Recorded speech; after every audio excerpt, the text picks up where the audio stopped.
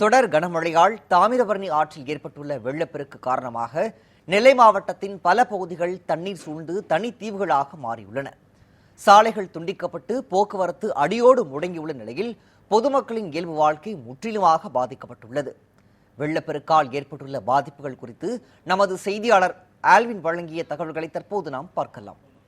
தென் மாவட்டங்கள் தற்போது வரலாறு காணாத கனமழையை சந்தித்து வருகிறது. அந்த வகையில் தற்போது நாம் பார்க்கக்கூடிய காட்சிகள் அதற்கு சிறந்த உதாரணமாக இருக்கும்.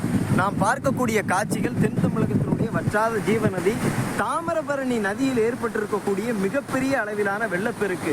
இதுவரை 1992 ஆண்டிற்கு பிறகாக தற்போது ஏற்பட்டிருக்கக்கூடிய மிகப்பெரிய அளவிலான வெள்ளப்பெருக்கை நாம் நேரடியாக பார்த்து கொண்டிருக்கிறோம்.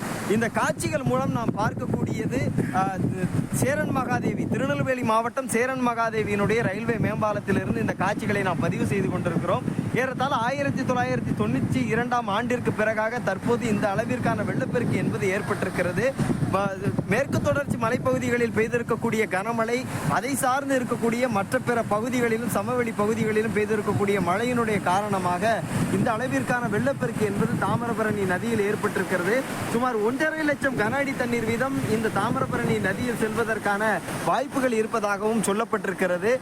இந்த வகையில் திருநெல்வேலி மாநகரத்திற்கு முன்பாகவே இந்த அளவிற்கு வெள்ளப்பெருக்கு ஏற்பட்டிருக்கக்கூடிய அதே வேளையில் திருநெல்வேலி மாநகரத்திற்குள் செல்லுகின்ற போது இந்த மழையினுடைய தாக்கம் மிகப்பெரிய அளவில் இருப்பதனுடைய காரணமாக இன்னும் அதிக அளவிலான தண்ணீர் செல்வதால் அங்கு இருக்கக்கூடிய குடியிருப்புகள் நீரில் மூழ்கி இருக்கிறது. விளைநிலங்கள் மிகப்பெரிய அளவில் பாதிக்கப்பட்டிருக்கிறது.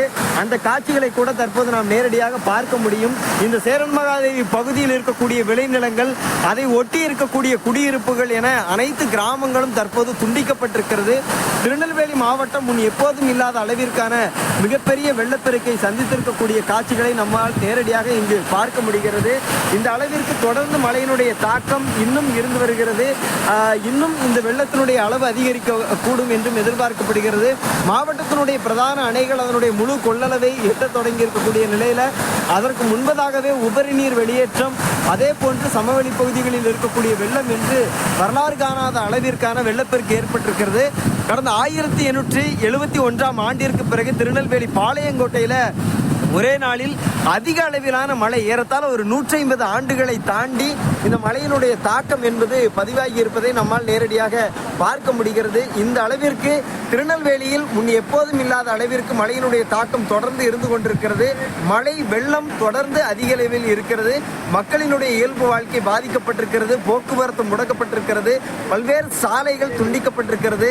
சிறு சிறு குளங்கள் எல்லாம் உடைப்புகள் ஏற்பட்டு அந்த சாலைகள் குடியிருப்புகளை மழை வெள்ளம் சூழ்ந்திருக்கக்கூடிய நிலை என்று மக்களினுடைய இயல்பு வாழ்க்கையில மிகப்பெரிய அளவிலான பாதிப்பு என்பது ஏற்பட்டிருக்கிறது. ஒளிப்பதிவாளர் வள்ளிநாயகத்துடன் ஆல்வின், நியூஸ் 7 தமிழ், திருநெல்வேலி.